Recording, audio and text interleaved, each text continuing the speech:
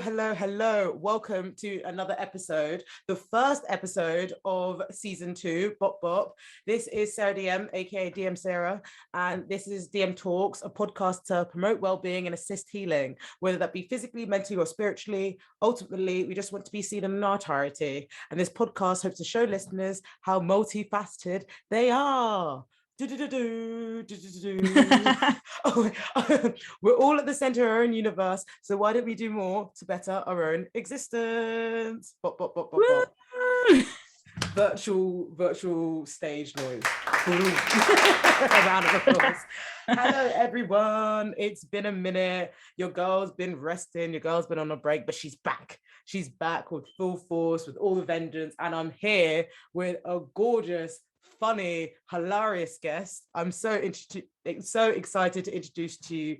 I can't speak. Look at me getting all shook because it's the first episode. No. So I'm so excited to introduce this beautiful guest to our virtual stage of DM Talks. They are a tarot reader, oracle, baddie Taurus. It is Reanne. Thank you. I really appreciate the introduction. Yes, I am all the above, like especially the baddie Taurus. I probably should have said Taurus baddie, but here we are. Yeah, I lead with that. Like that's how you'll find my job description. Taurus baddie. That's who I am. How are you, Reanne? I'm feeling really good. I'm really excited about this conversation, the conversations we're going to be having today, and just being on a podcast is great fun. I'm enjoying it. No, well, I fucking love the first bit. Like, if you guys have heard the last week's episode, me and Reanne were just talking to things. It was DMC, we were chatting shit or connecting sense, you decide. And woo, did I get a spiritual lesson or two? Damn, I literally, if anyone sees the visuals, they'll just see my face drop and then drop and then drop. And I'm like, I need this to talk. Go on, get up. But no, honestly, you use your words so well. You really do, and you pull metaphors out of anything. It's like no other. I love it. Honestly, I call myself an oracle because I genuinely feel like spirit speaks through me sometimes, because I'll be finishing the conversation, I'll be like, what did I say? No, but it's true. Do you know what? Actually, it's so funny because I remember when I first met you, you were on the bus and you're like, I know things. I just know things. I just know things. Yeah. Spirit speaks through me. I know things. And you're just telling me about my life. And I'm like, oh, did you read my journal? Yeah, it's I don't know, like I do when I do my readings, like sometimes I had a guest or like a client come to me the other day and they were like, how do you know this stuff about me? I feel like you shouldn't know this. And I was like, I'm so sorry. But then I do kind of love it, because the thing is you can never like chat shit to an energy worker. Like you can never, like, depending on their I don't want to say profession, but what's the word? It's like, let's say is it claircognizant or like the oracle? Yeah. So claircognizant, like someone is like, people can't hide information from you because you already know it. Do you know what I mean? And like, let's say with me, I get loads of information through my dreams. So like, I'll find out if I don't know now, but I tell you, I saw it 3 months ago with a different group of people. I'll see it in the future. So it's you can play with God, just don't play with me. Yeah. Just don't play with me. I love that energy. Like, do you see the Aries ones where you're like it's one of them ones where you're like, be like, oh, you think you're just messing with me? Do you know my army? Do you know who my family is?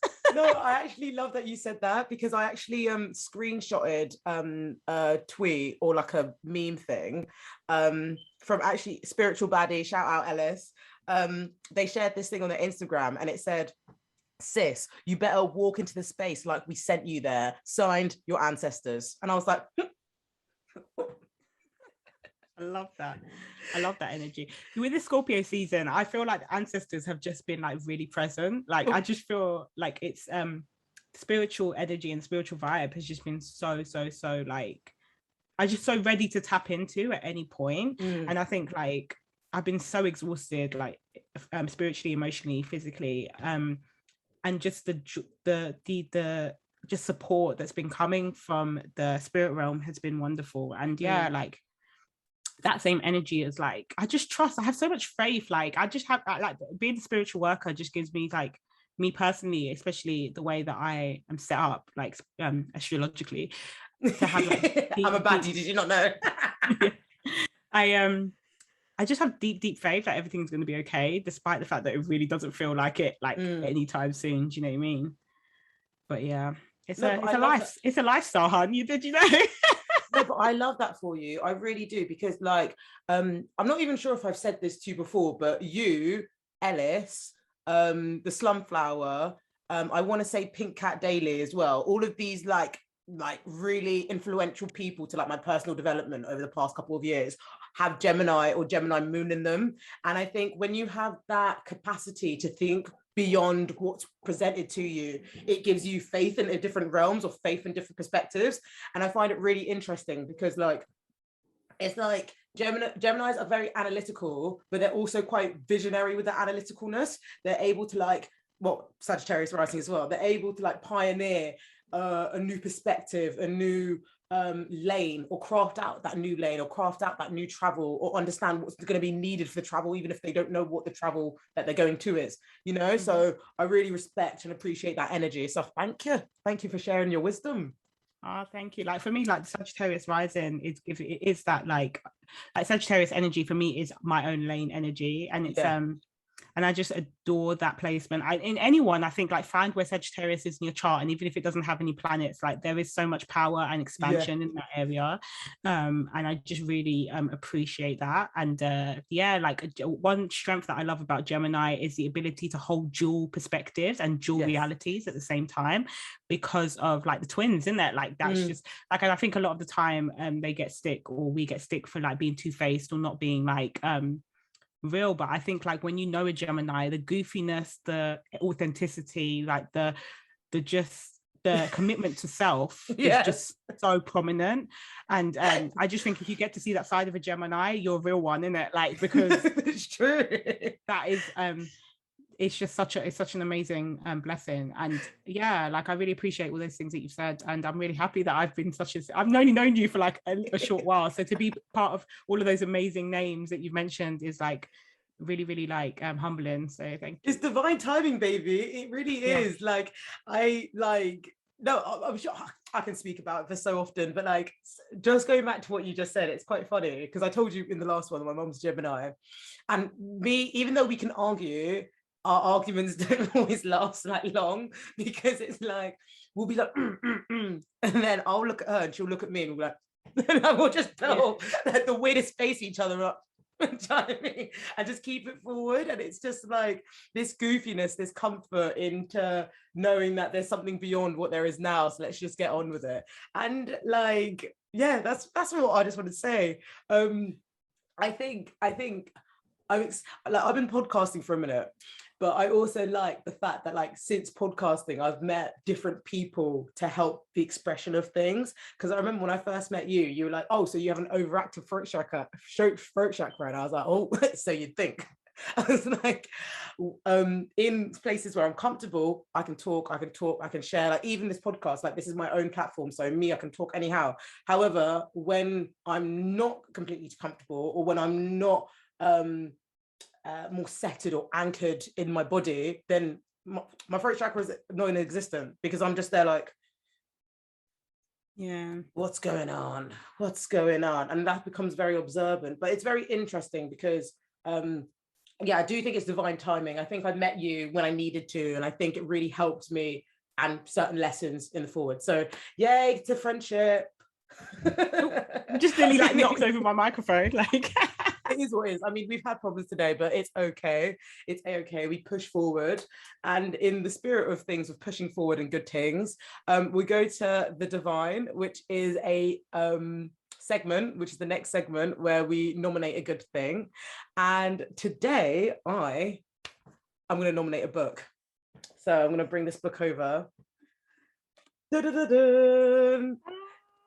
This book is Tarot for Change by Jessica Dore. I know, like, Jessica Dore, but how is it?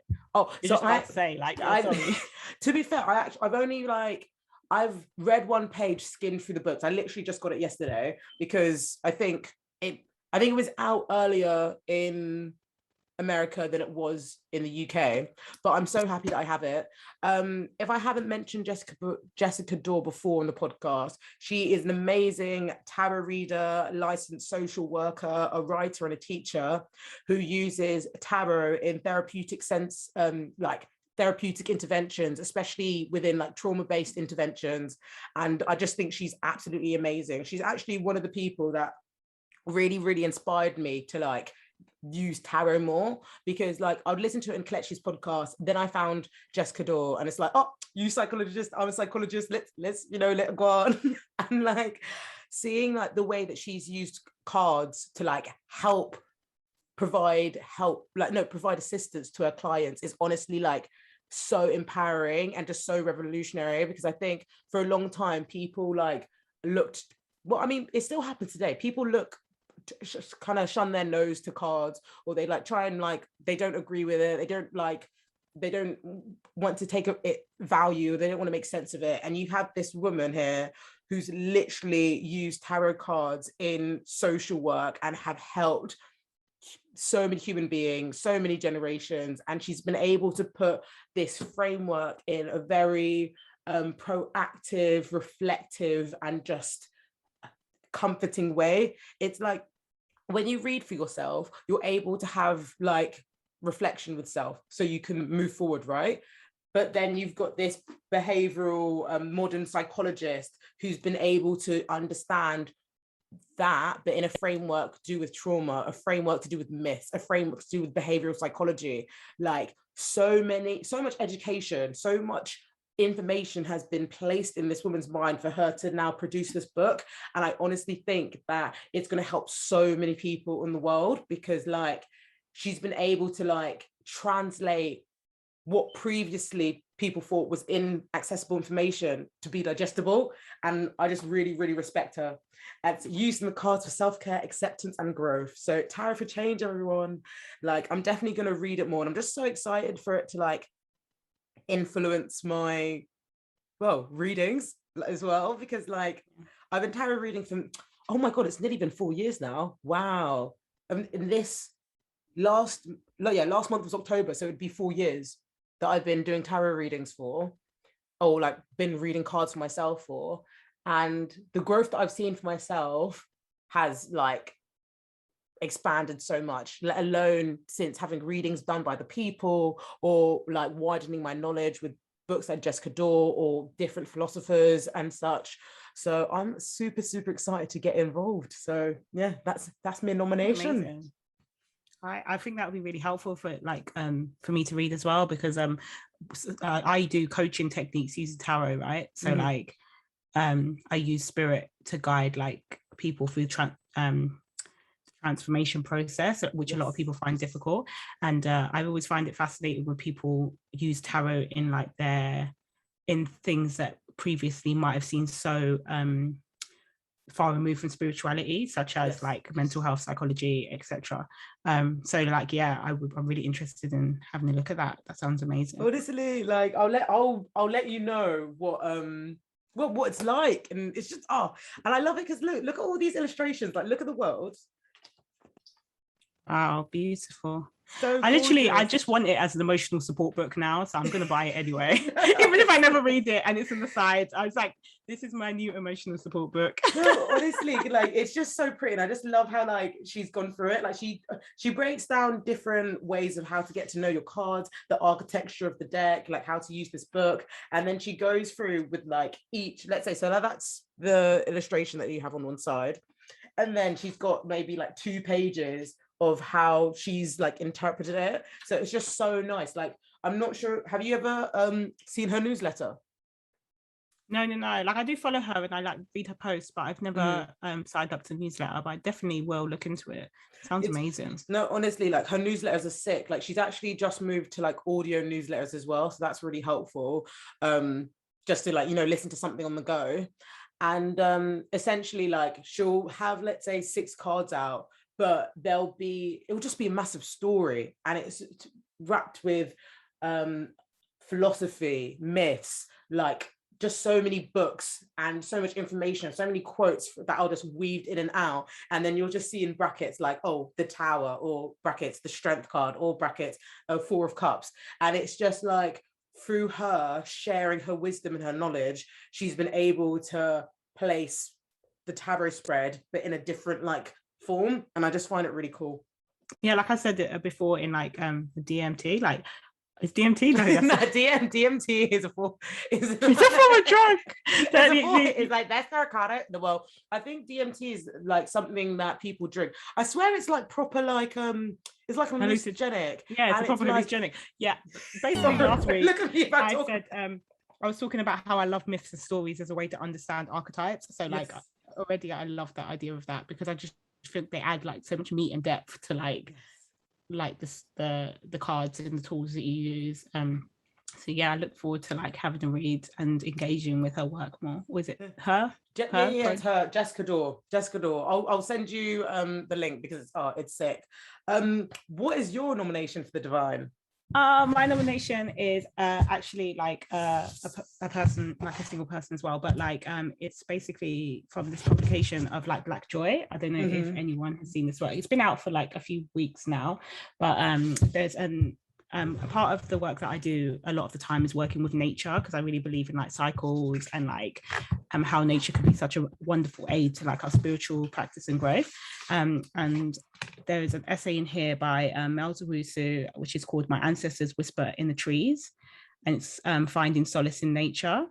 Mel's is an academic founder of Free Black Uni, and the founder of Free Black Uni, and like basically it's just an essay about how they just work with nature to like find like the most amazing like growth, and just the reflections are beautiful. And again, like I just enjoy engaging with Black people who are just centering joy as part of their healing and their growth, right? Because I just think it's so magical and so powerful. And I really recommend this book for like so many essays in it, but that particular essay is very special to me for many reasons. No, that's so lovely. No, I definitely will read it. It's quite funny that you mentioned that first line, because I went for a run today and like my ancestor said, run in nature today. Like, don't worry, it's not raining, run in nature today. Because there's a specific route that I take. But if it's raining, I'm like, oh God, I'm like going like that with my trainers. And like, don't worry, we've got you. It's not raining today, run through nature. So I'm really excited to hear what they have to say, because I think like nature is available to like all of us, if not most of us. And it's really restorative. Like there's something that a walk in nature or a walk in the forest can do for you that is, it's like it's not comparable to anything. Like there's nothing to going for a walk. And also, like, I feel like, again, when we're speaking about mirroring again, and also systems of oppression, like nature is so unhooked from these systems. It works in its own completely different way. It creates an ecosystem in which everything can exist together. It's very focused on community, like togetherness, and like when we are and it also is, it just exists, isn't it? There's no like reason for, like, obviously there's reasons for the ecosystem and everything has a part to play, but sometimes I just think there's a flower, like, it's just a flower, isn't it? And I think there was this quote that I read where it was like, the acorn doesn't know it's, when the acorn drops from the tree, it doesn't realize it's going to be the tree, it's just the acorn. And I just realized, like, a lot of us as humans are so obsessed with what is coming, and nature is so like so to do with what it is, and the present nature, and just the present, and like how everything is going to work around that, and how everything fits and everything exists and everything has its place. And I think it's just so powerful to have something that can mirror that to you in a society that says the complete opposite, which is that you must always have goals, you must be productive, you must fit in, you must have social you must fit into the social construct of what is perfect, you must do, like, nature is complete the antithesis of that. Do you know what I mean? So like, it's powerful, like being around it is already feeling like you're entering another reality, free from those constraints. No, honestly, sorry, I just moved my leg and I realized there was the camera's view. But no, it's completely right. Like, I just find it everything that you said is yes. Like, it's just straight facts. And I feel like restorative, it's calming, it's nurturing. Oh, I just want to hug a tree now. Literally, I see sometimes I'm just like, can I hug you? I honestly adore, like, some of my most powerful like moments have been when I've gone to nature with a question and have received an answer, which sometimes is not always so kind, but it's something that nature's wisdom has had to teach me, and nature spirit, and just like, yeah, just like this. I sometimes sit there and think, do you know how long a tree has been on this earth? It blows my mind, and like the wisdom that tree must have, the things that tree must have experienced. So yeah, like that, the essay, I like people do engage with nature like a lot, but like I rarely see people write about it in that way.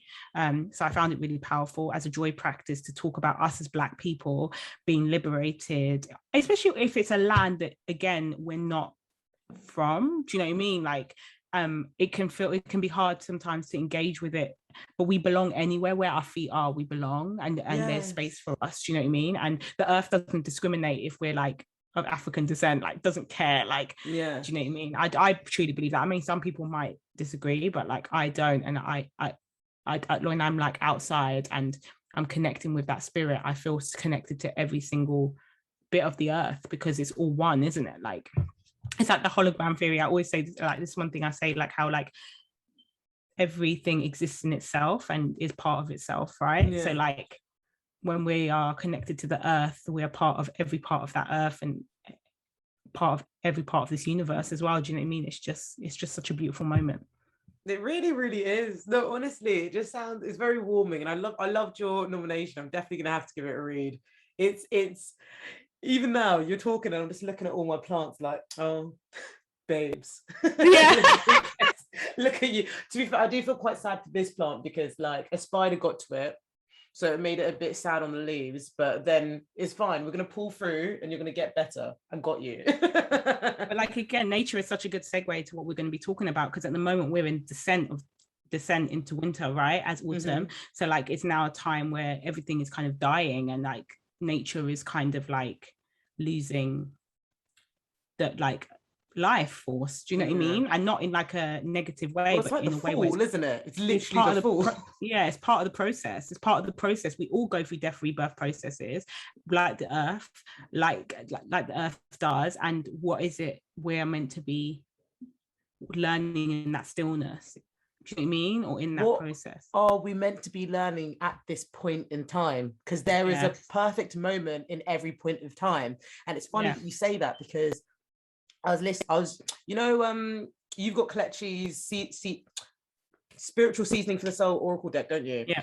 And like, I can't remember, I'm paraphrasing here, but there's a quote and it's like, there is a perfect moment in all moments, or there's something happy in each moment. Find out what it is.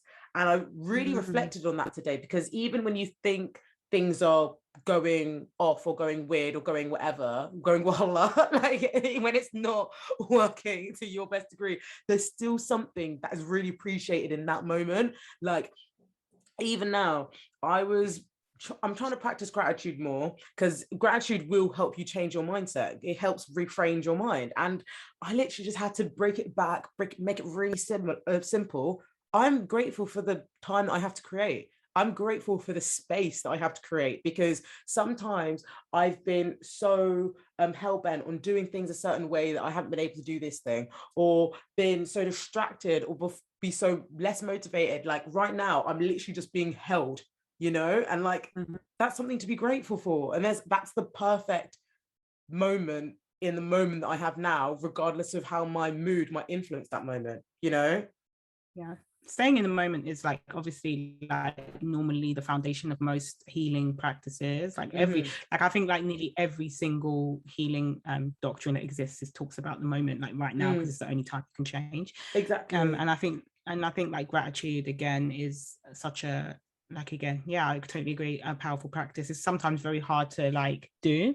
Oh, definitely. I mean, it's not hard for me. I'm a Sagittarius rising, isn't it? I'll be like, oh, okay, time to sadness is done now. Yeah. No, honestly, it's Do you know what it is? It's like, you know what, actually, let us take it to the next segment, which is decoding the messes. Decoding the messes is where we unpack the mess, whatever we see online, offline. I'm not sure if I just remix that because it's my first episode back, but it's where we unpack mess. And on what you meant about gratitude, right? Sometimes it is hard to find what you're grateful for. And I think that's why I was really like forcibly trying to make it simple. Like right now, I've got simple goals. I want to eat 3 times a day and laugh at something. That's literally what I want to do every day. Like, I don't want anything more than that, because I don't want to be caught up in rumination of the past and have that nonsense be projected in the future. Because one thing about my mind is very restless. I'll have my inner critic talk to me.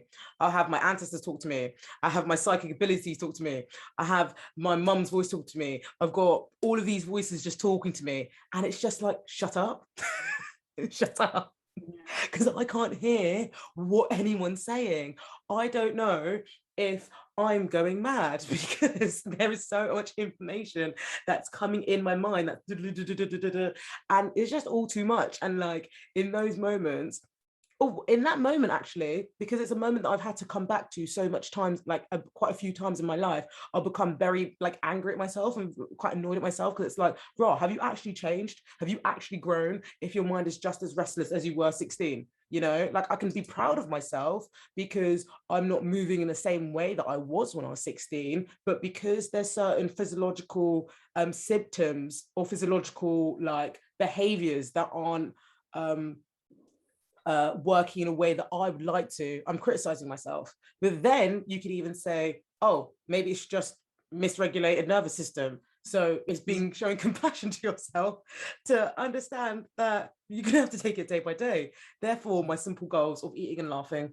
Yeah, I love that. They're so good, like such great goals. I try and think at the moment, I don't even know what my day-to-day goals are. Like I'm at a place of such depletion in energy in general, but like I'm just trying to like again take every day as a practical way to get to where I want to be, which is rest. So like creating the container for that to happen, like whether it's like preparing work for some time off or like, do you know what I mean? Just like doing those things. I think like regulation practice is always important.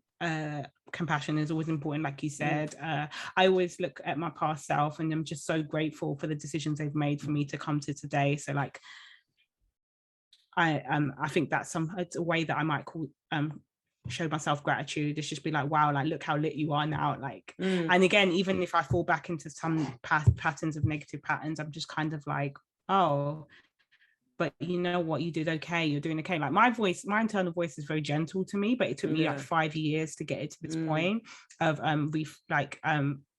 of really retraining the way the mind works.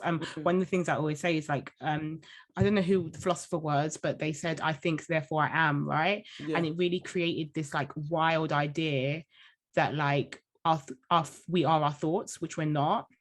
We're actually not our thoughts. And it's such a myth to say that like our thoughts actually make up who we are, because our thoughts are wild. Sometimes they're like, we think the wildest things, and if we begin to like really identify with those things, then we start to be a bad person. Do you know what I mean? Or we start to call ourselves bad people. But in reality, like when you can start to befriend your inner critic, like befriend the voices in your head that and just like monitor them and just be like, you know what, I get why you're here, but like it's not right now.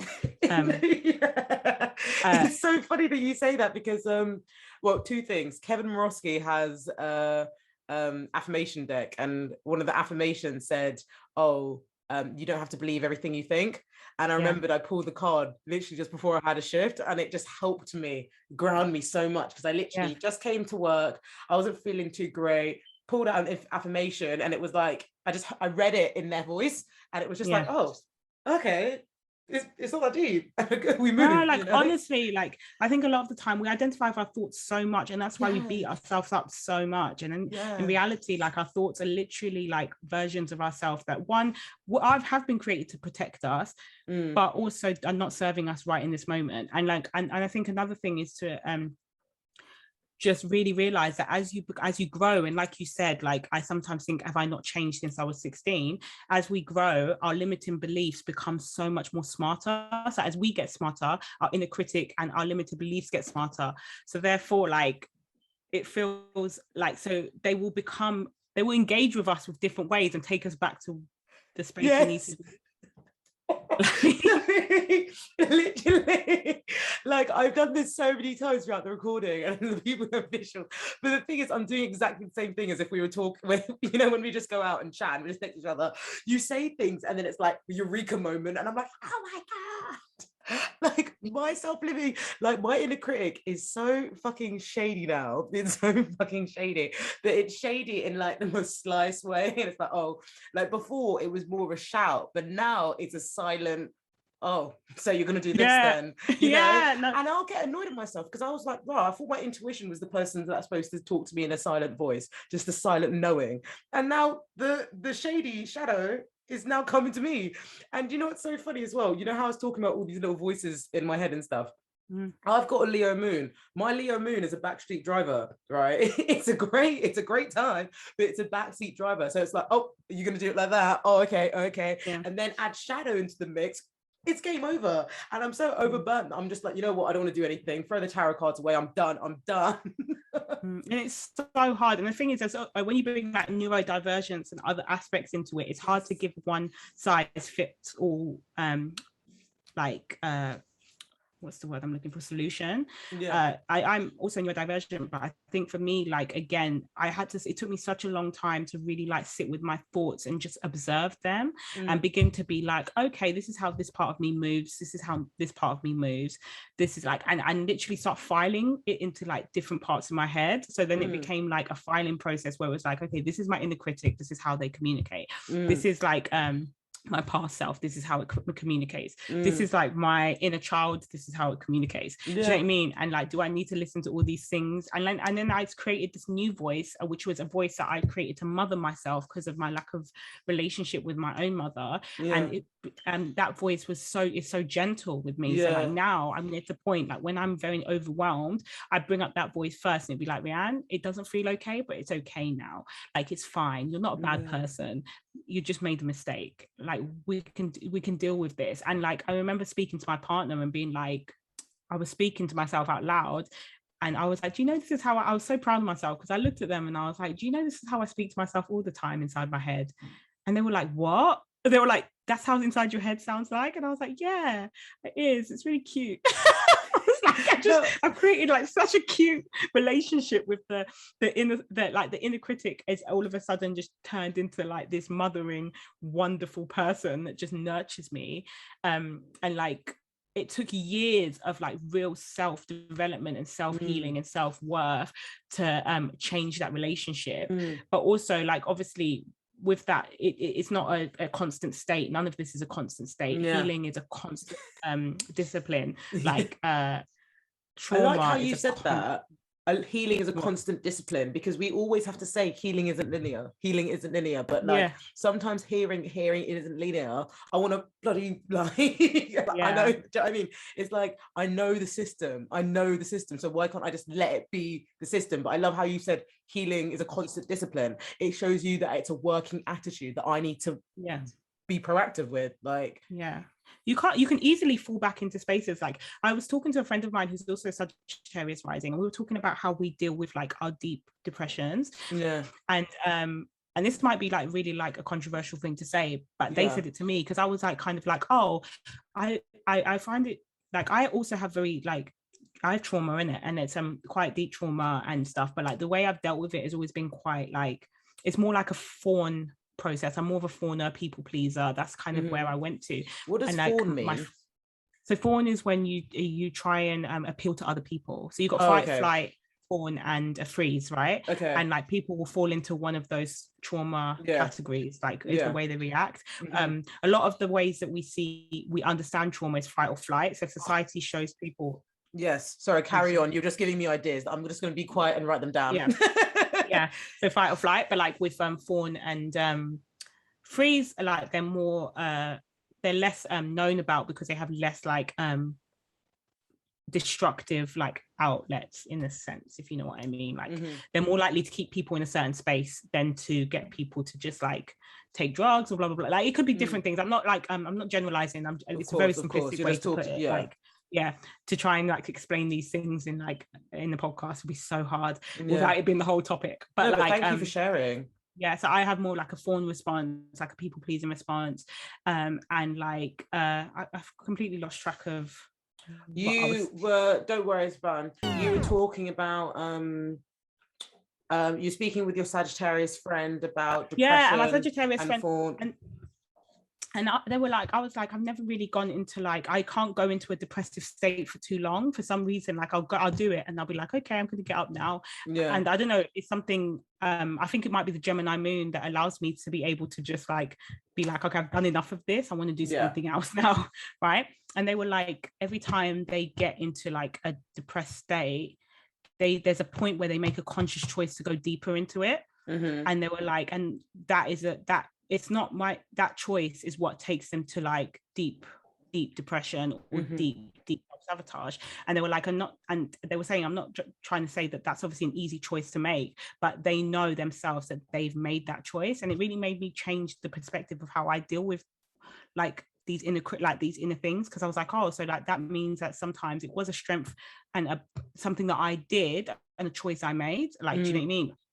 And again, it's not saying that people that don't do that are weak, and that's not what I'm implying at all. Not at all. But like, what I'm saying is that like for me, it was just an understanding like, oh, okay, so that is something that's in my character where I can choose not to succumb to certain feelings.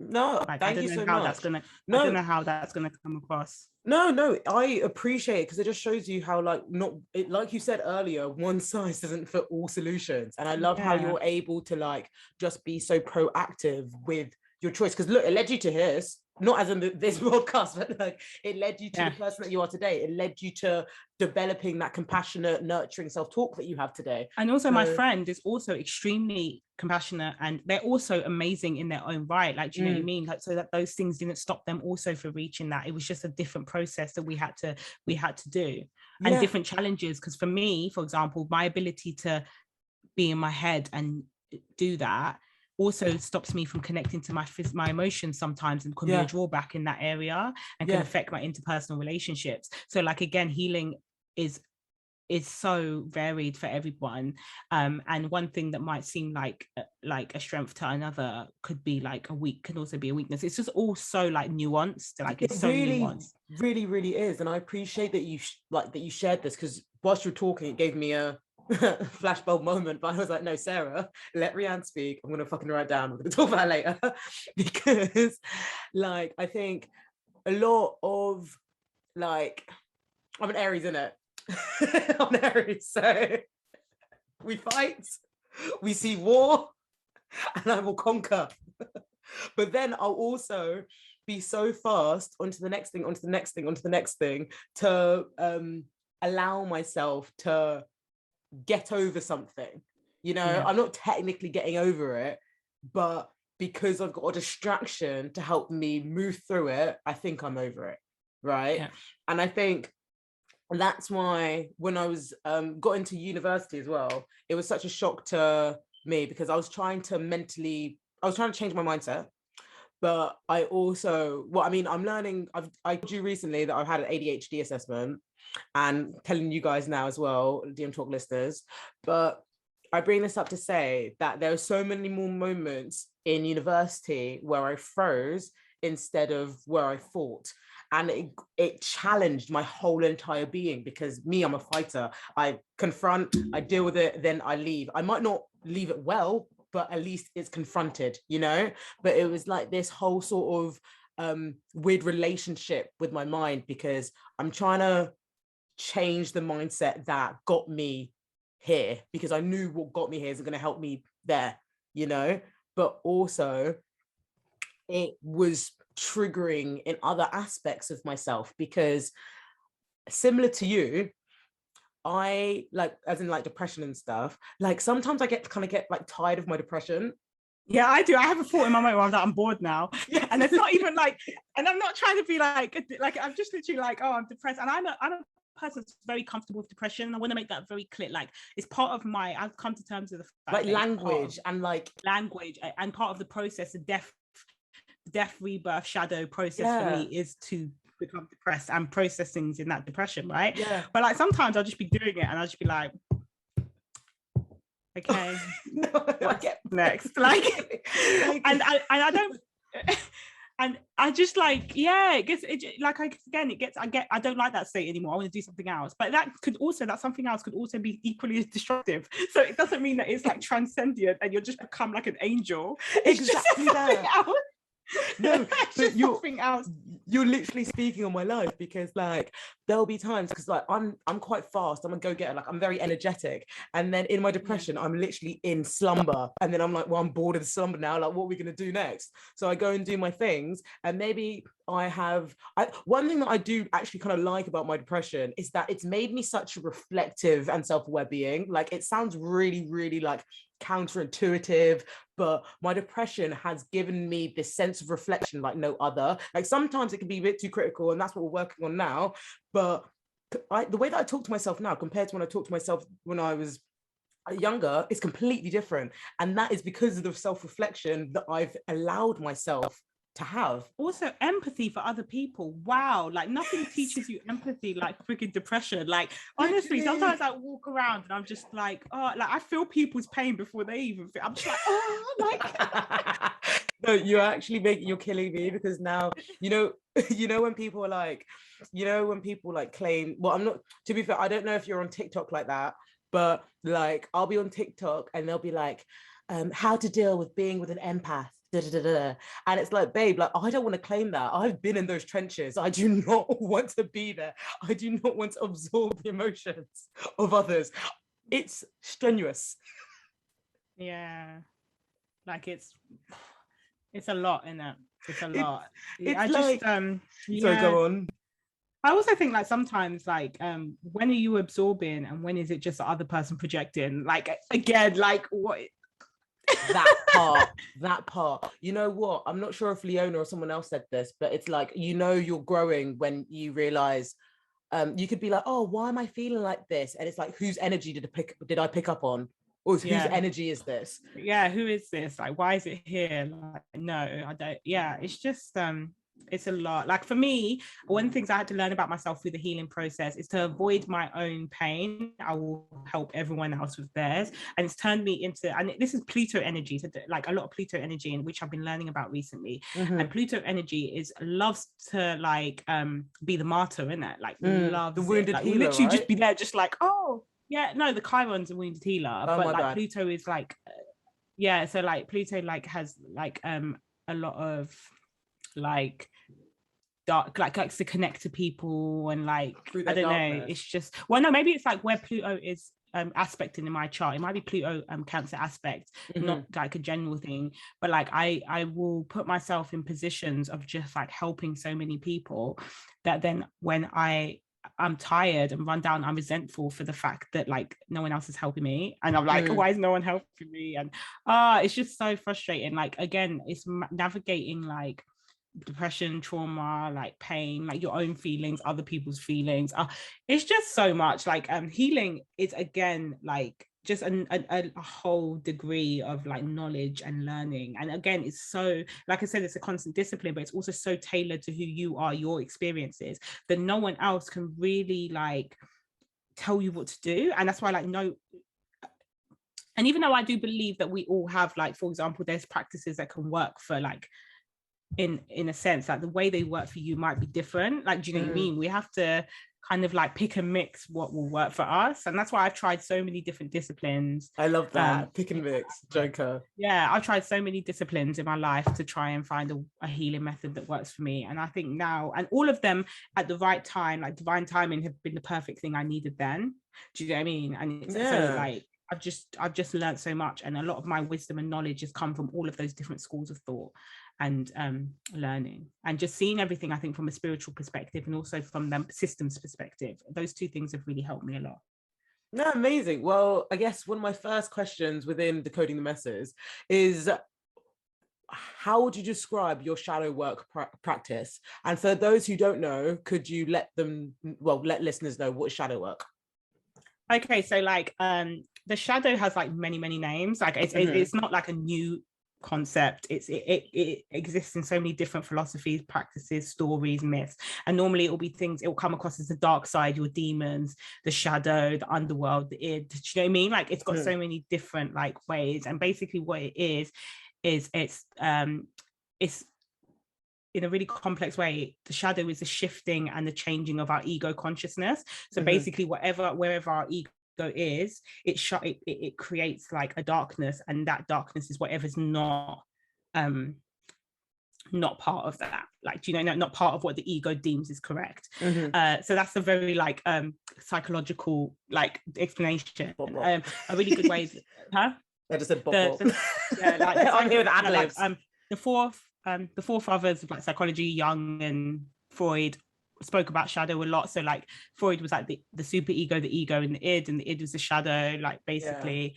And the ego would basically push things in the id to basically sorry, I just had to pick up my charger. I just realized my laptop's out of battery, it's gonna die. No, that's fine.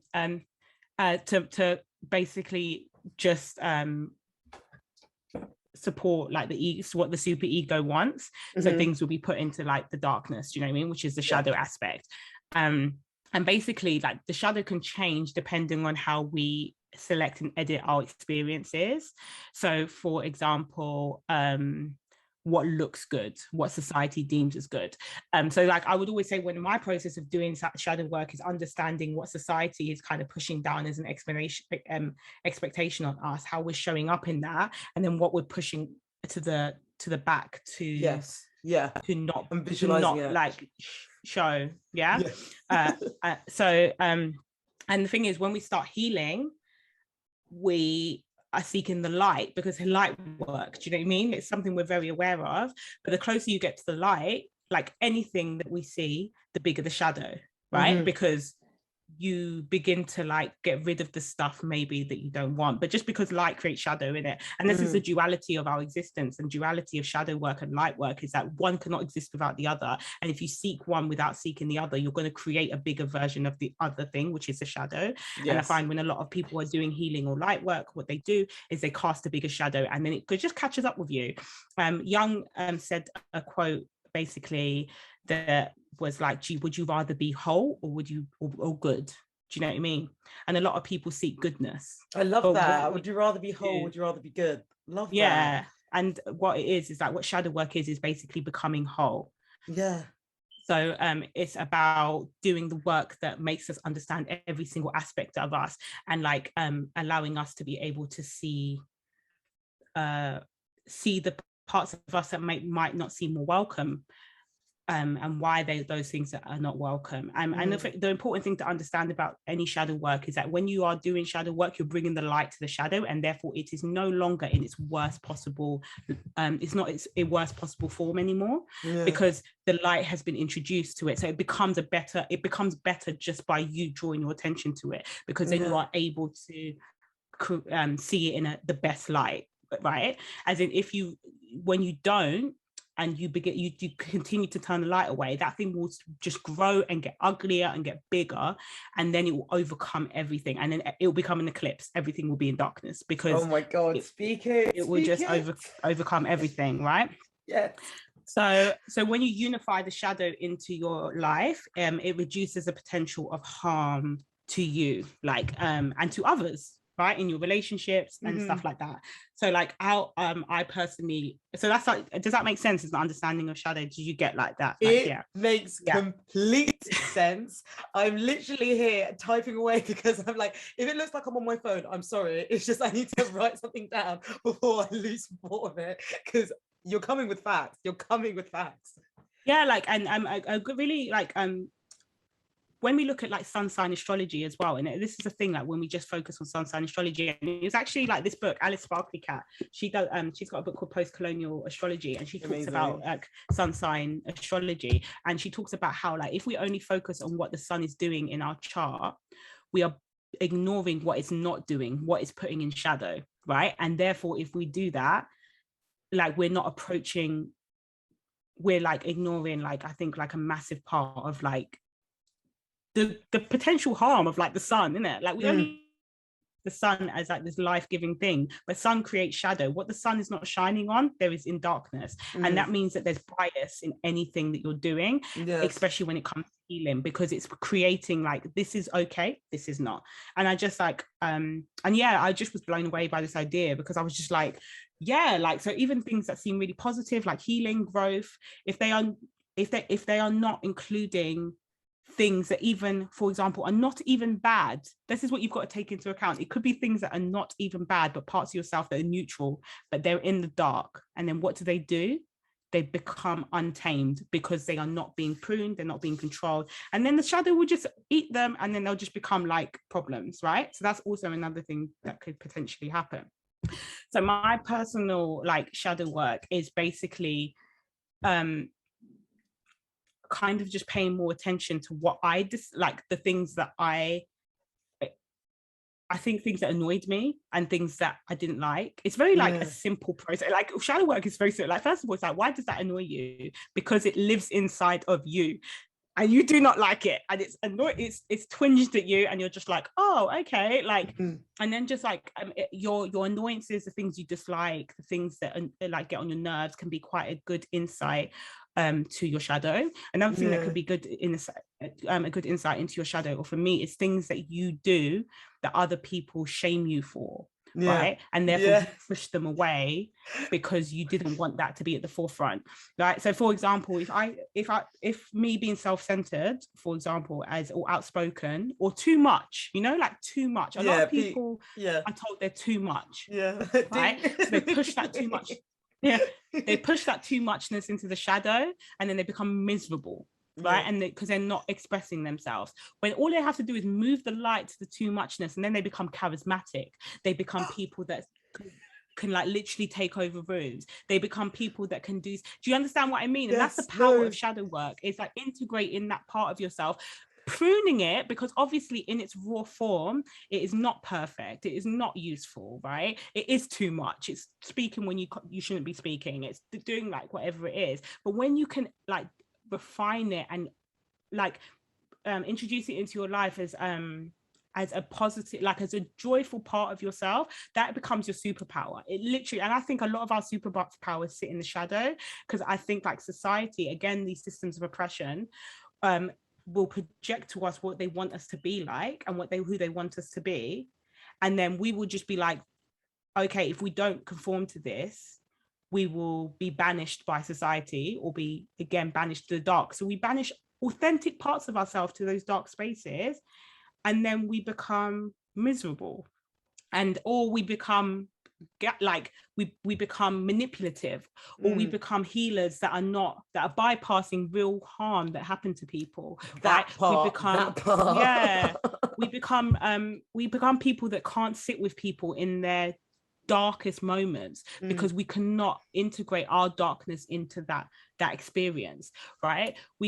And it just becomes like a process of just deep suffering for everyone involved, apart from you, who is apparently a light worker, but is ignoring real harm that is happening in the world because you refuse. It's like it's the same thing as us being spiritualists but not being anti-racist. Doesn't make sense, right? The shadow of all of these things is capitalism, patriarchy, white supremacy. It's the shadow of society, do you know what I mean? But you can't do these practices without doing that work.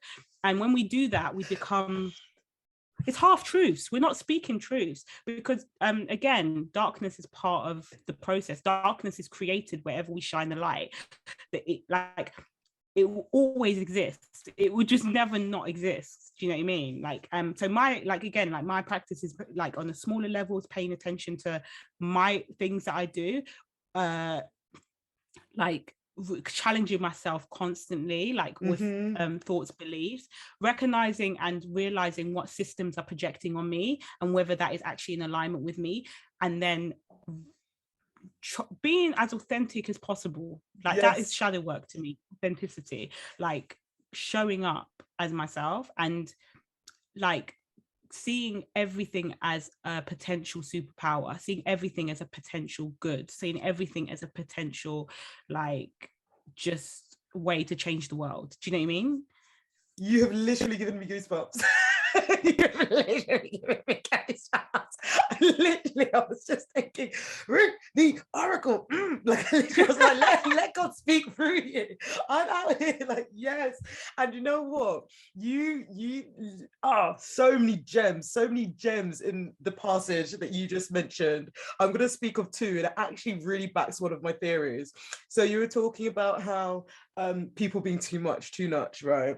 For a period of my life, people thought I was too, well, I mean, people might think I'm too much, but haha, you're listening to my podcast. But like, it's the fact that, like, people might think, oh yes, you're too much.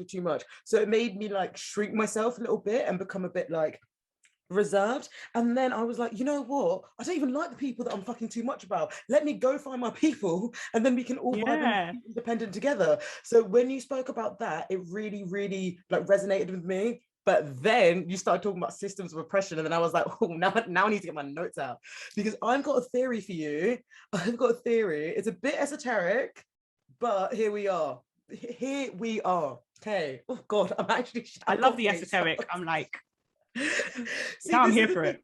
Sometimes, like, it's so weird because, like, even though, like, I'm quite we actually spoke about this on the phone recently. I'm very like, I'm like an out there person. Like, I'm external expression. Do you know what I mean? I'm a very expressionate person in a sense. But I might not be completely behind the veil. Sometimes, let's say the veil's like this, right? Right. I feel like I'm sleeping like this, but when I go to bed, I fall right down here and I see everything. And in my dream space, I'm just like, oh my goodness. I was giving tarot readings to people in my dream space.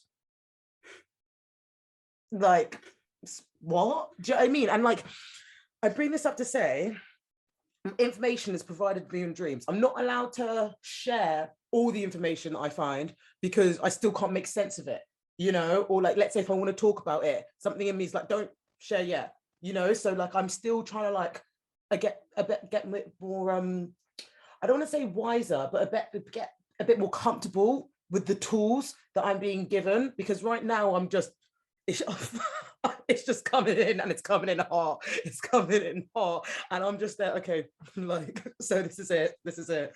But I mean, this is say, I get a lot of information, and it becomes like really esoteric, but then I also don't really know much about esoteric and much about the veil, so I'm still like working things out.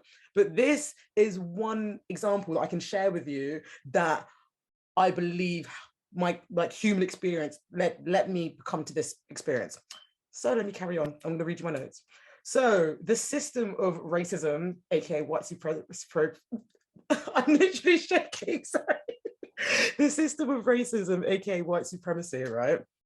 For white people to do anti-racism work, it's shadow work, right? Because they're talking about behaviors, attitudes, whatever, they'd rather keep hidden. And this is collectively, like, this is across the globe, right? Across all cultures, darker skinned people get treated the worst, you know, and that's, we're aware of that. Anyway, so I wrote here, energy and aura, right, in general, can trigger people's demons. A dark-skinned person can trigger people's shadows. The belief that dark-skinned people can bear more pain than non-dark-skinned people is held among others, meaning that when people talk, act, and behave this way is harsher. This treatment can act as a catalyst to seeing shadows more often. Non-dark-skinned people project the fears, problems, and frustrations onto the group as they believe that the darkness can take it. And this is what I mean by like colorism, quote, shadow work, because it's like this vessel, this body can, well, in a physical experience, just experience treatment worse than people of different racial groups, lighter racial groups. However, but like, it also means that this information is happening to a darker group across all cultures. This shadow is being presented to this darker group across all cultures. It's not just to do with colorisms, it's to do with projection. It's something outside of you is being matched. So, oh, I want to show you my shadow, you know, I need to match my shadow with you. Hence why I called it esoteric.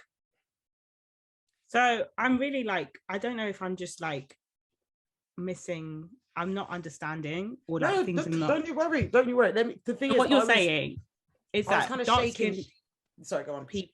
So what you're saying is that dark skinned people have the shadow projected on them. Yes, basically.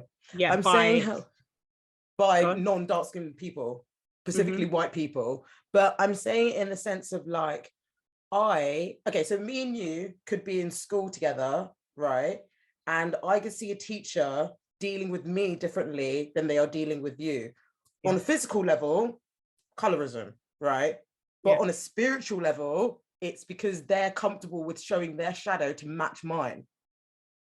So they're projecting, so they're seeing you as basically a demon, like projecting evil on you, like dark skinned people have always been projected like evil. Yeah. So therefore they feel that more comfortable being evil to you. They're Dark feel skinned comfortable people. Presenting their shadow because they think my shadow is, it's like, if we talk about darker things, no, it's like the hidden parts of ourselves we'd rather keep on hidden. I can't seal my dark skinness. It is there and it's in the forefront, it's in the present with me as I speak. Yeah. So you see a teacher present their shadow, like their shadow comes to the forefront to match my shadow, quote unquote, which is on top of, which is on the first layer of my body. Oh, no, so I'm seeing it. So you're talking about like how like darker skinned people in general, like this isn't like a like sociological way are like, and also true, that are seen as darker, and therefore darker is synonymous with evil, bad, right? So that is something that and that is the shadow, for example. So seen as the shadow, and therefore like when other people are dealing with them, they feel more comfortable showing their shadow. Showing their shadow. Yeah. Okay, yeah, like that makes sense on an esoteric level. Like if you're taking it, yeah, if you're showing it from, yeah, like so I get that. Like we're talking, and I like just think that it's just generally, I just generally think that's like projection of like badness in people. Like so, but then because they think, but wouldn't we say badness is shadow though? Yeah, like badness could be like a part of shadow, but I don't think badness is shadow. I think again, this is the idea of that shadow is automatically bad. Do you know what I mean? Same way as we see the underworld is bad, the dark side is bad. And like so I think it's a morality thing, like you're talking about, and I do think it's true. Like so, I think like you're talking about, they see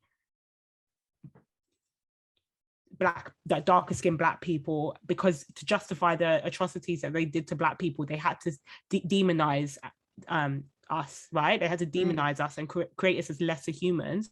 And therefore, because they see us as lesser humans, and they still see us as lesser humans, they therefore can act abhorrent towards us, right? Or towards, and the darker the skin, the more the worse the treatment is. Yeah, and that's like across all cultures, regardless if it's like South Asia or Africa, you know. And it's I find it so like,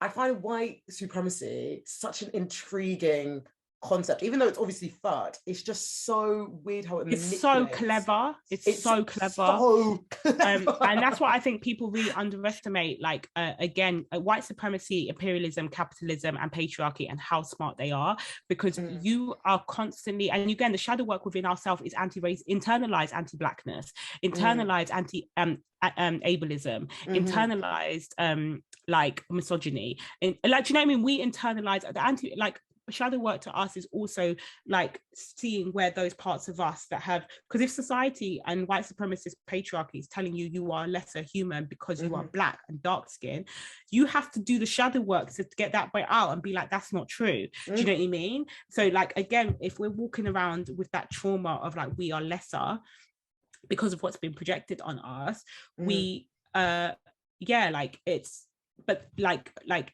if we don't do that work, we're walking around with those wounds, right? Like when I was saying what I was talking about was the do you remember a key word? I can help you. The systems are so intelligent and so smart, is that they infiltrate the same practices, spirituality being the number one example we can use right now. White supremacy and social justice too, social justice and spirituality, they will infiltrate your same systems and sell them back to you.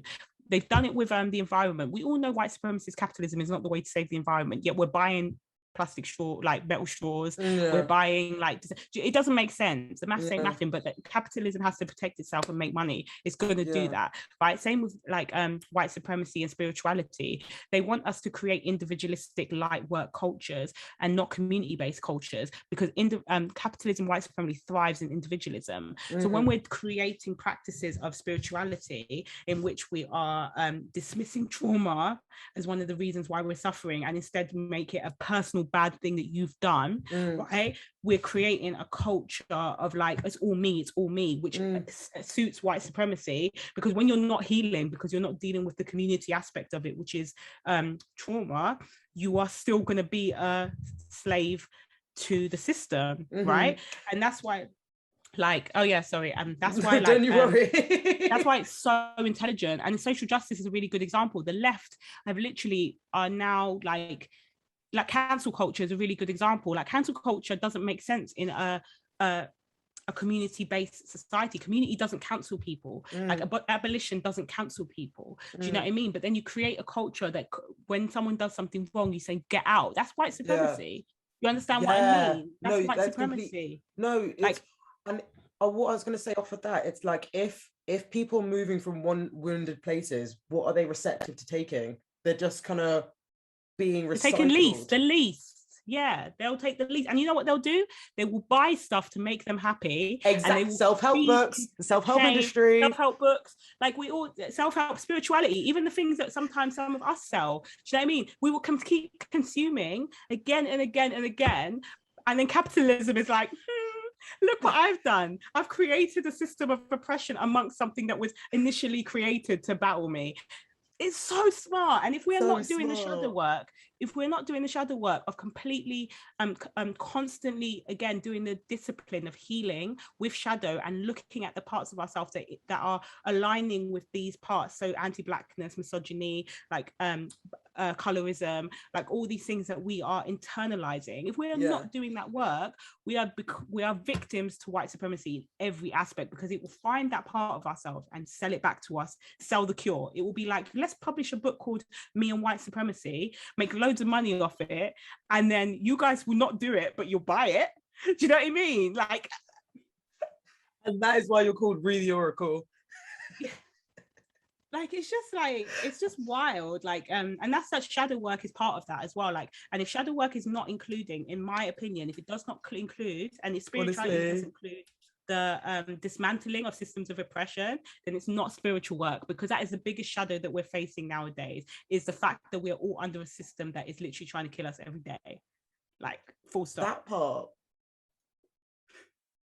Period. Just period. Like, yeah. Honestly, everything that you said, everything that we've just said is completely right. It just shows you how we need to name these systems. We need to commit to being compassionate to ourselves whilst dealing with these systems, and then being proactive in shadow work, because if there's no way out, if there's no way up, there's through, you know? Like, it's just so important. Community is so important because it holds space for you when you can't, and it like acknowledges that it's not that great, but we can keep moving forward. I think, and it loves you despite the shadow, and that's the most important thing. The shadow parts of yourself deserve love. All of you deserves love, and community is an experience where you can experience that love while still growing and healing. And it's the opposite of individualism, which, again, if anything is giving you any form of individualism, it is white supremacy, no matter where it is. If it's in the social justice, if it's in the healing community,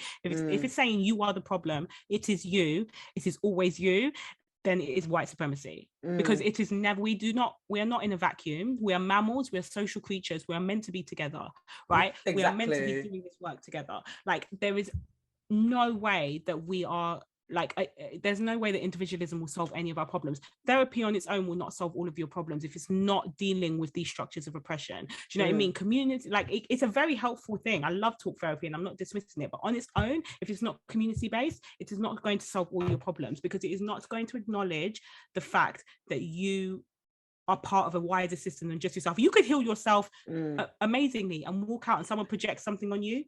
How are you going to deal with it? Like, no, it's amazing that you say that, because literally, like, a lot of my PTSD comes from when I was at boarding school, and like when I came back to uni, realizing those systems, that like the systems are there. I just went to uni to learn about.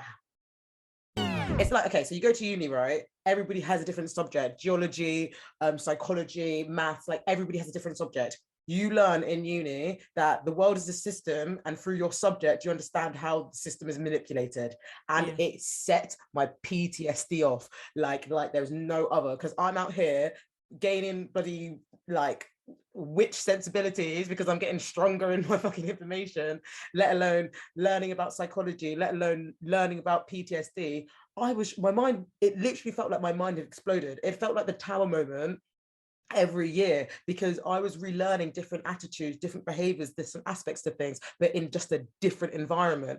And if I'm one of many, then loads of people are learning this environment, loads of people experience the same thing. Like it's like we're not the first people to say these things. However, now it's being documented, and it can be like, let's say someone listening to this podcast could be in America, you know, someone in this podcast could be in Ireland, you know, and it's like sort of defining a virtual community on its own, so that we can feel a bit more anchored, or feel a bit more like comfortable, validated while we're working through it, because it's a scary and it's a sad place. And I think we talk about like your shadow work, and actually my next question, I guess, for you, acknowledging how we can work from a healthier space than a trauma response.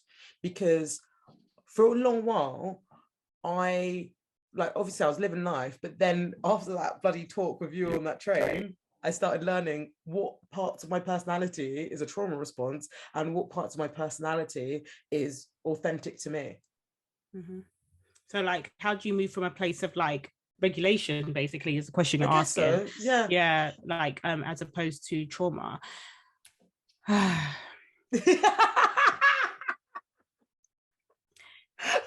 that was collective sigh. So majority of the time we're moving from a place of deregulation if we're not actively doing the work to regulate, because I don't think society is built for us to be regulated. Like I don't think it allows regulation. Because it's not like we're living on a commune with none of these systems apparent. Wherever we walk through, especially in this fucking Babylon London, like Babylon Britain, like systems are everywhere. Systems keep people in check. Systems keep people slaves. And you can't even have even simple things like removing like the systems from it, even though I love to have systems in it, but like we can't have 3 meals a day. We can't like ensure that we're drinking water when we're hungry. We can't even go to the toilet when we want, because if we go to the toilet, someone's going to be like, shouldn't you be at your desk? That's like hilarious that you just said that, because I can't need the toilet. Go to the toilet. I was like, is Reanne's ancestors that quick? I literally was sitting there, and I was just. I have a rule. One of the ways that I started to heal myself is I said 2 things. I was like, if I'm thirsty, I'll drink a glass of water, and if I really need the toilet, I'll always go to the toilet, because those 2 simple things can start regulation. Honestly, because you know how many times we deny ourselves like toilet, like. Just go, please go to the toilet. You've actually killed me. I'm gonna go to the toilet. I'll be right back. Trauma response, moving from a place that's not trauma. Like I think it takes constant evaluation and trying to be in the body as much as possible. Because if you listen to the body as opposed to the mind, you're more likely to recognize when you are when you're deregulated and when you're not. Deregulation, if you have trauma, is almost unavoidable, especially in a society where there's no care, like on a day-to-day basis. I think routine is really important for regulation. I think it allows us to move from a better space. I would say routine, body work, body scans, exercise, yoga, like anything that allows you to get out of the head can help regulation, breathing, meditation, like it's literally like it's all the same stuff, isn't it? But like when you move from a place of regulation, you make choices that are more aligned with yourself, and therefore create more positive outcomes. You're also less likely to let other people affect you or trigger you, which then makes it easier for you to have interpersonal relationships, because a lot of us walk around with our triggers, literally like our fingers on the button, fingers on the trigger. Do you know what I mean? Like every single interaction we have, we blame other people for our responses, when in reality it's just that we've gone to that space ready to, like, not ready to be triggered, but like not regulated enough for those interactions. And we have a responsibility, no matter how bad our trauma is, to control how we show up in spaces, or how we affect other people with your triggers. You're allowed to be triggered, but you can't hurt other people from that space, and that's really important. Go on. No, I was just gonna say, like, I think that's one thing that I definitely like learned over the past, 2021. There's a disconnect with self if you can use someone else's vulnerabilities against them, because it shows that you don't want to be vulnerable with yourself. You don't want to be compassionate with yourself. And it's like, it's that whole saying of hurt people. But when you have a disconnect from self and are moving from a triggered trauma response, you kind of project that other people are, so you want to hurt them before they hurt you. And I find it really like obviously it's relative to the people, and it's choice at the end of the day, because not everybody's pushing buttons regardless of the trauma that they've experienced. But I do see that, well, that's one thing that maybe it's a karmic debt that I'm having to repay in this life. I really learned how trauma responses influence people's intentions. Yeah, and also sometimes like your trauma response can literally be seen, some things as abuse that are just like, or abusive or like bad, just because they've upset you. Do you know what I mean? Like, and it's just like, where is the nuance? Where is the understanding that interpersonal relationships are very messy, and it's not fair to project abuse on everyone? Like, I think I said this to you in my last relationship. Like, I remember leaving my last relationship before I did the deep shadow work and thinking like I was abused, and I realized no, my trauma kept me in a situation that wasn't good for me, and I had the agency to leave at any point. And that doesn't take away the badness of what they did. Like they did, but it wasn't abuse. Like I wasn't trapped in that situation. And when we are seeing things as abusive, or behaviors as abusive, we're taken away from like real abusive situations that are happening, like to other people. But also, we're removing our agency. We give away our agency. There's a comfort to like being victims in situations, because again, victimhood is power. And again, this is what like I think this culture of white supremacy in the healing spaces has created this idea that like you are more heard if you are the victim, and therefore you're going to create the narrative of victimhood whenever anyone hurts you, as opposed to giving you the agency to heal and actually be like, you know what, this is my responsibility. And even though what you said was out of order, the way I took it was actually me. Do you know what I mean? Yes. And like having that dialogue with yourself, and just having like honest conversations. And I think like with me, like I've got trauma, my partner also like has their own things going on. So like what I've had to learn is like, when I am feeling deregulated, is enter the space saying I'm deregulated. So whatever conversation we're going to have is going to be done with this constant underlying like feeling of just not regulation. Do you know what I mean? It's going to be trauma, so my responses are going to be trauma responses, and that's okay. That is okay, because that is trauma, right? But like allowing that other person to hold you in that, giving the vulnerability, like, so that having that vulnerability to be like, I'm not in a great space, like if I do say something to you, can you please give me grace? And like no, I love that. Like, no, and can you check me in a way that's not like aggressive? Do you know what I mean? But like one of the things I said, I think Leona might have said it, I don't know if it was Leona, but like we're all walking around with swords in our back, which are all our traumas. And then like someone knocks us, and then the sword hurts us, and we blame them for knocking us when we're the ones with the swords in our backs. And it's kind of this like idea, like trauma is the swords, right?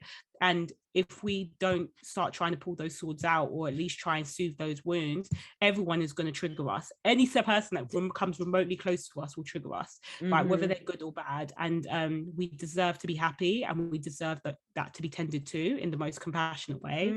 And that's it's funny that you say that as well, because it's like you can have quote unquote good, a healthy person come to you, but because you've got these swords in your back, they're going to trigger you just as much as a bad person's going to do it for you. And it's you using your own discernment, your own change of faith, you're changing your belief system to understand, or not even, you might not even understand that it is, but just to be aware that it might not happen again. It might not be the same sword. It might be a new experience, and having faith in the belief system in yourself to see it through, you know? No, honestly, you're really speaking. Like, I actually, and to do with like trauma responses as well, I think like, okay, so let's say I was talking about my depression and I'm all slumber and I'm like, oh, well, I'm sad. There's a comfort in that victimhood. Even though it's like sort of like a self-indulgence, but it's like there's like a I don't know what the word is, but it's a very comforting feel. It's like a pity party. That's what I'm trying to say. It's like a pity party.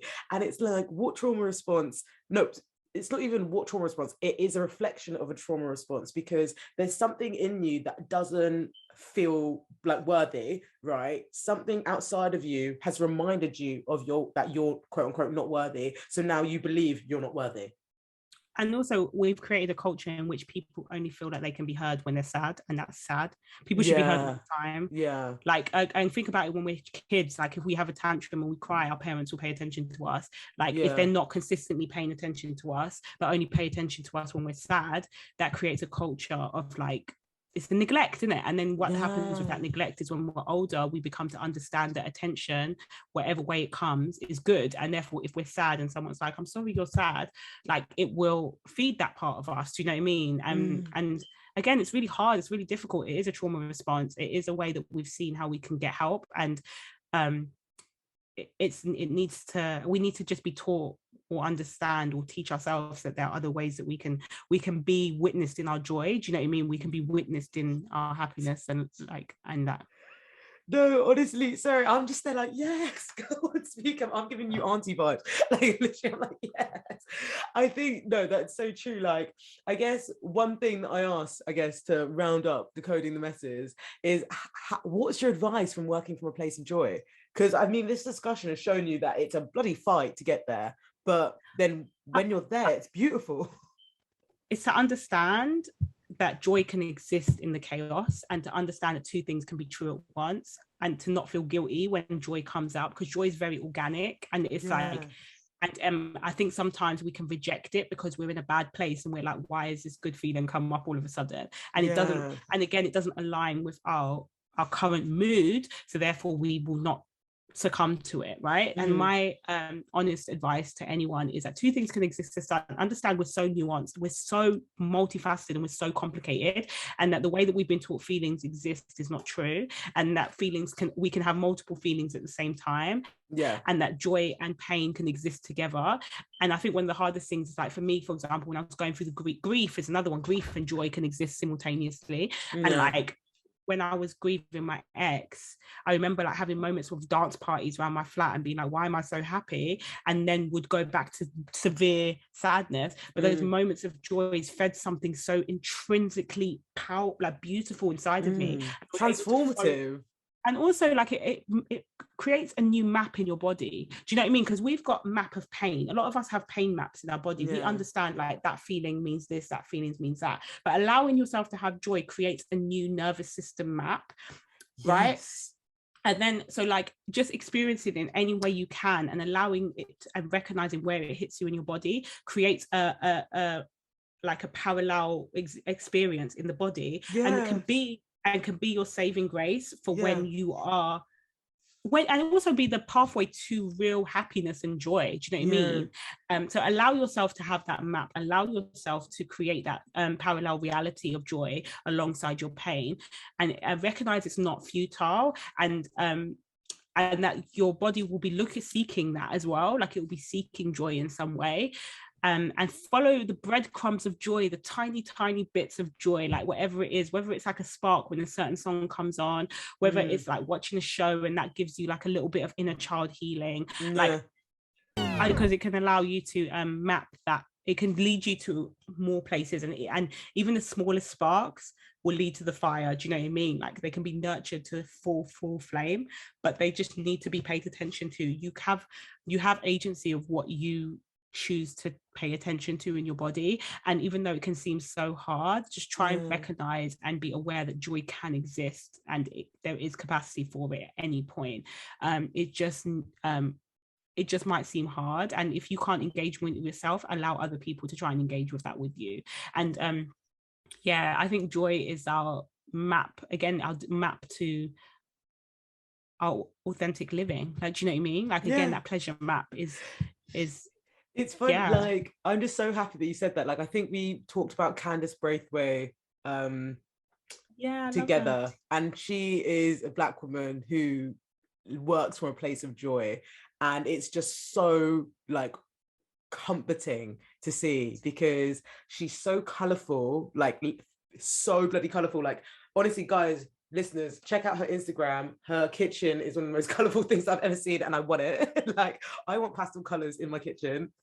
um and she's so light-hearted, yet she shows different like aspects of herself, so it's not like she's denying this from her. Like, it's not like she's like hiding, quote unquote, the shadow. She actually has IG live series called After Therapy Chats, and I live for them because she's so vulnerable, but she's also so kind and so honest with herself, and it makes me feel like if she can do it, I can do it too, you know. And especially when representation wasn't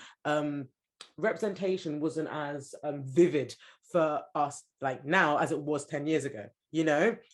I And seeing the also dark skin, oh sorry, I was no gonna say, no seeing the you dark speak skinned on it. black woman, seeing the dark skinned black woman being vulnerable and loved is very powerful. I just love their relationship. Honestly, It's just beautiful. It's a beautiful. I live for her Instagram. no, I live for her content. I act like I know her. Like, I'm literally like, look at this outfit, look at this color. Oh, did they go for a wedding? Oh, that's sweet. Like, oh, they went to Barbados. Like, I'm literally documenting her life because I just think it's so colorful and it's just lovely to see. Oh, you said something else, but now it's gone off the top of my head. Um, Working from a place of joy. I can't remember it. I can't remember it. Oh no, it's back. Okay, so my brother, thank my brother, he's got a Disney Plus account, and whoa, how I've been enjoying since getting that Disney Plus account. I have been watching so many movies. Have you watched Maleficent? Yeah, I love Maleficent. That's a really good idea, like a show of the shadow and like how that can really show up. I think it's a beautiful way to show like that concept. Exactly. And it's like she's this fairy, like one of the strongest fairies in the land, yet she's been shunned away because she's abnormal, you know, and gets she gets hurt by humanity.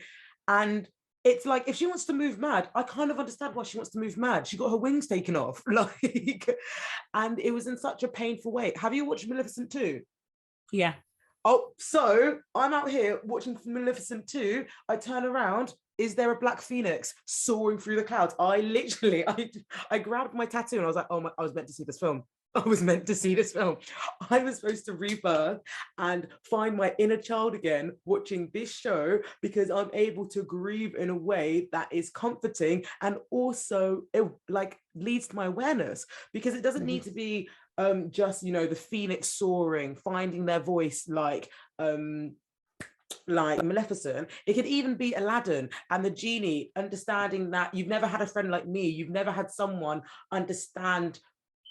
Like, I bring this up to say, I watched this film, it made me really understand grief through friendship, because people will have certain expectations of you, certain beliefs of you, but then when you don't fulfill their needs, fulfill their wishes, they want to cast you out as the villain, or people might use you, aka Jafar, to get you your wishes. And I find it really interesting because whilst I was watching this film, I was seeing color, it was bright, it was funny, but also it gave me like a hug that I didn't know I needed, because I'm out there thinking that I was a quote unquote bad friend, when really I just was me. I was just myself. And I shouldn't have had to what's the word? Work quote unquote harder to match someone's perception of me. Just saying, like, people just feel like they own you. And I think again it's a problem with ownership in relationships. Like, you know what I mean? Like, and not allowing growth. Like, if you're not allowing growth, or like, it's just hard. And grief is such a difficult thing. We're constantly grieving, I think, our relationships with people, because you think, like, I've had like 10,000 rebirths in the last 2 years. So like, I'm a different person constantly. So like, my friends probably do grieve me at certain aspects of my time. Do you know what I mean? I don't think you need to project that grief onto others. Like, it's just sad. I don't know. No, you're completely right. Whilst you're talking, I'm thinking of this Oprah conversation, it's like some, as in like people, they were talking like some people liked you weak, some people liked you fat, some people liked you this, because that was their relationship with you, so they wanted you to stay there, you know. So I find it really interesting. Oh, this has been a bloody good decoding the messes. I feel like we've got all of the information. So I sometimes go into a Scottish accent. That's just me, by the way. Amazing decoding the messes. Thank you, Reanne. As you guys may hear, Reanne shuffling away because we've got a surprise in store. Reanne is going to be giving us a tarot reading for the collective. And I am super excited to hear what the cards and Reanne has to say. Do we have any specific question in mind, or I don't really have a specific question in mind. Like, I do kind of like want to anchor moving from a place of joy more, but I don't know if that's just like a more like a personal thing. Like, I don't know if that's just like I need to change my routines up. Do you know what I mean? I think Spirit agrees with you. Because like the first card that came out was 10 of Emotions. I pulled that card this morning. Yeah. So I'm using the Muse Tarot, so a pretty deck, but let me just pull a few cards and see what. Yes.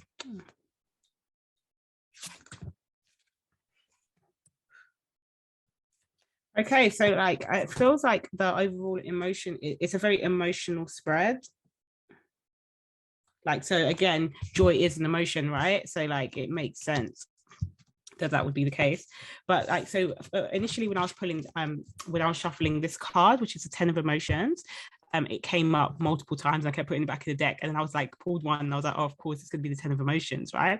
And you can see here, it's like community dancing together under the sun, right? And I really feel like this represents kind of like the conversation, or like the journey of the conversation we're having. So being in the light, being a community, dancing under in this joyful way, like I think it's about embracing like the material and just kind of being present. Do you know, like present in the moment, present in the enjoyment, not just enjoying for ourselves, enjoying for other people, creating something. Joy and play.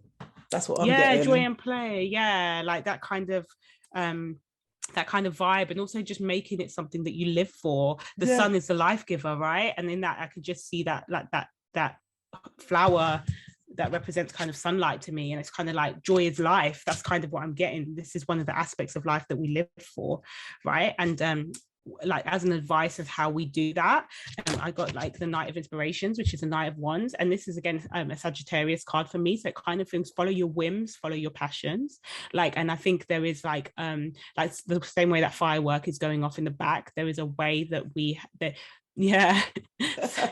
literally they are signals. They're always signals to joy. They're always signals. We just choose to ignore them because we're so wrapped up in what we think we should be doing. And what we actually need to be doing is what those signals are, whether they show up in our body, whether they show up by ancestors, whether they show up as signs, like whether they literally show up as like just a momentum, a movement, a passion towards something. Follow that spark, follow that passion, because that is more likely to be where the joy resides. 9 of Emotions for me, like this is like the orgasm card, as Leona calls it, but it's such a beautiful card. It's a depiction of someone coming out of a genie, which I find really interesting, because you were talking about like Aladdin and kind of being surrounded by like all these like beautiful crystals, and like this is again a very emotional, like pleasure based state. So I think it's moving from pleasure, moving from a space of single pleasure. I think joy starts by yourself. So again, like being joyful in the community starts with joy in self as well, like self-love, self-care, and just allowing yourself to exist as a joyful person, seeing yourself as a joyful person, seeing yourself as this being a reality. Like our desires and our dreams can be the momentum towards the reality. And sometimes I don't think we give our dreams and desires enough credit for what they can create. There's some things that could never seem possible, but they live in our dreams, and through that dream realm can become possibilities by giving us solutions as well. Do you know what I mean? It's an amazing strength, power that we have, imagination, all these things we did as children. Do you know what I mean? Imagination, play, like they can be keys to a pathway, a road to something wonderful and something magical. Next that came out is the 8 of emotions. Again, like I think this is a sign to not let the shadow be ignored, like understanding that we can live in the sunlight and live in a place of joy, but we can't ignore the shadow work or the darkness inside of ourselves. Joy practice is not a practice of the lack of suffering. It is an integration of suffering amongst the process of living. Yes. Do you know what I mean? And Yes. I think that is an acknowledgement of that, like you like a life state of joy doesn't mean a lack of suffering, and therefore by that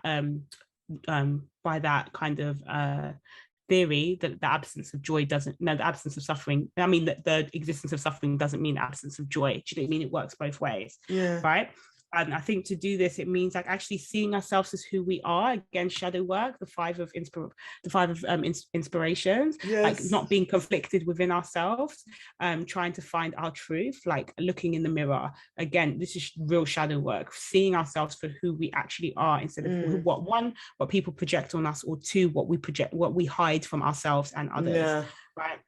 Scorpio season is about like the depths of like what is coming to light. It's about the death process. It could be about, it's that like that energy of like deep like things that can be hidden that are coming to the surface. And I think here there's a opportunity of introspection that has been offered to us by the Scorpio season, wherever that falls in your house and in your chart. And I think like we really need to start thinking about how we can see ourselves as who we are, and how we can see that as a strength, as opposed to a place of grief and depression.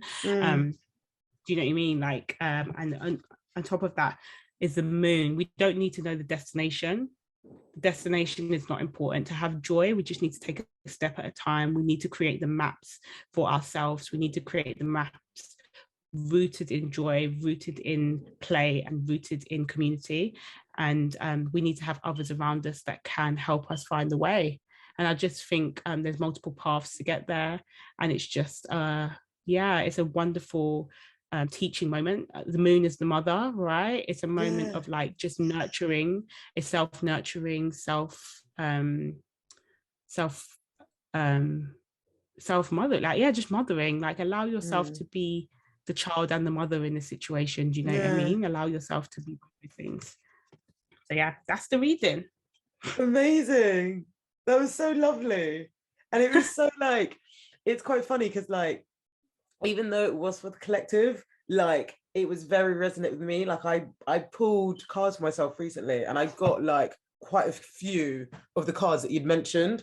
So like it just is like another message that can show how it kind of starts with yourself, but it can expand to other like forums of life. And even the moon now, like I can't remember the quote exactly, but it's like the sun expresses, or the sun shines, like makes you shine, but the moon knows all your secrets. And it invites you to like understand that you are a gentle but wild being, and being aware that it doesn't have to be too like the journey doesn't need to be all cold, that like it doesn't need to be like, maybe the word is not intimidating, but it doesn't have to be like reserved. It can be worked with in harmony. It can be worked with communion. You can move through it with a softness play. Like even when you're talking about doing up enjoyment, I just thought of when you're in arcades, like you're there, you're doing the game and you're having fun. Everyone around you is having fun, but it's just such a present nature, and it's such a present moment that can captivate like any age and any person. Like it's just fun. So I really enjoyed that tarot reading. Thank you. You're welcome. One other thing I wanted to say, like if anyone wants to delve further into shadow work in general, there's this book by Debbie Ford called The Dark Side of the Light Chasers. This gives you step-by-step shadow work instructions. So it gives you like a framework and understanding of how to actually do the work yourself, if anyone wants to do that. Amazing. No, thank you. Like honestly, you've come with so many recommendations and just so much information. I'm really like, I'm just really grateful for your wisdom today. So that takes us to our last segment, and that is the direct message. And the direct message is when you give listeners a little take-home message What would you like to leave listeners today, Reanne?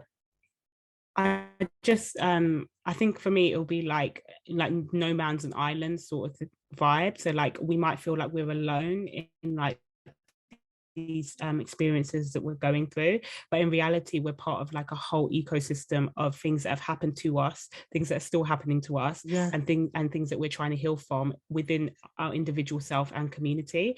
And the easiest way to show us compassion is to understand that we're a product of a lot of things. Do you know what I mean? Including like systems of oppression. And when we see healing from a systems-based place, it allows us to be able to access and understand a part of the growth journey in such a different way. And it also allows us to challenge not just our healing, but the healing of the whole of humanity. And it changes the whole game. Like it changes everything, because we're not just challenging ourselves and we're not just growing ourselves.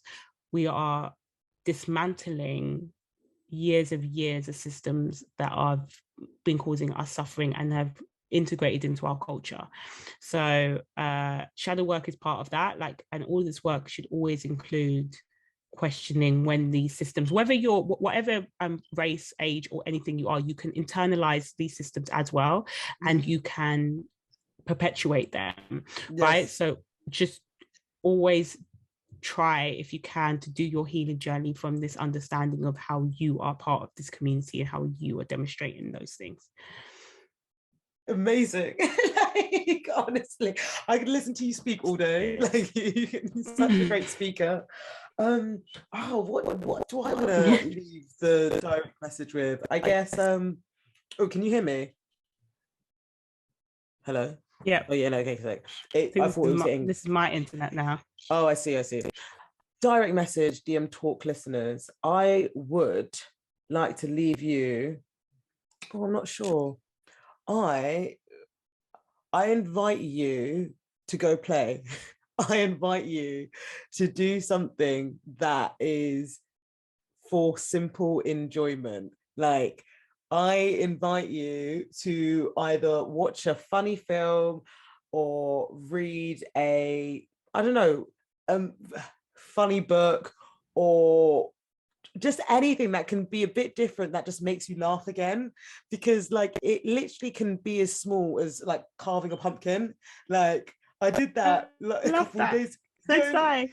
Like, it was awesome. It was the first time I did it, and I was an adult, and I was like, wow, this is so much joy.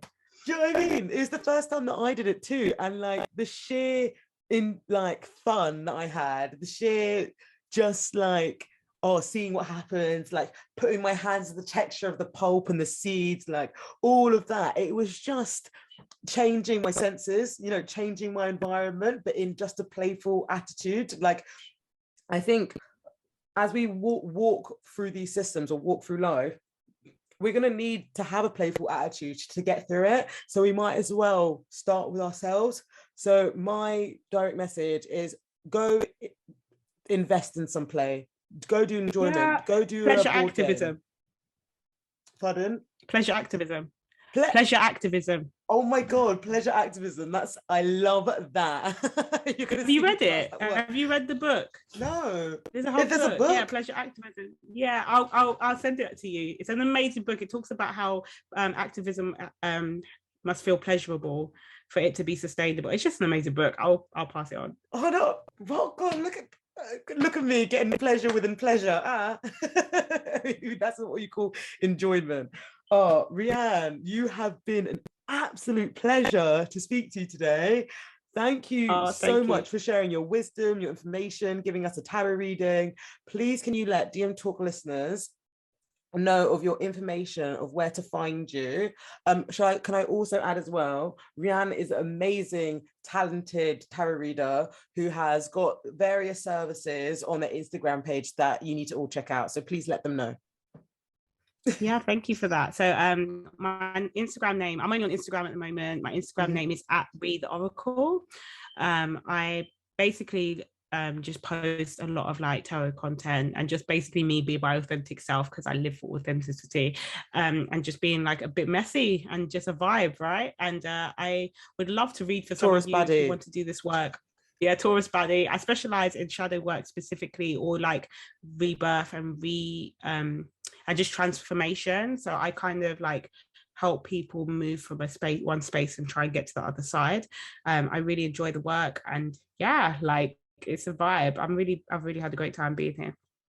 Honestly, it was such, like I said, I could listen to you talk all day. I really, really could, because I feel like you like, well, maybe this is how like divine like timing work and like intervention ancestors work, because you'll say something and then I'll see a thread of it on bloody Twitter, and then 2 weeks later I'll watch it in a film, and then another week later I'm hearing it from someone else on the radio. So it just shows you how like the information that you provide literally transcends to like other communities. So we're so 100%. grateful. We're so grateful. We're so Oh, I'm grateful. so great. Thank you for giving me a chance to use my voice. No, I've loved it. Sagittarius rising, Aries Mercury. We're good to go on. Yeah. No, honestly, I love it.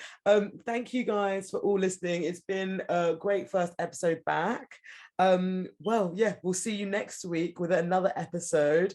I've been your host, Sarah DM, aka DM.Seerah. You can find us on Spotify, Apple Podcasts, YouTube, all the good things. Yeah, I don't think there's anything else much to say. I shall see you guys in the flip side. Bye now.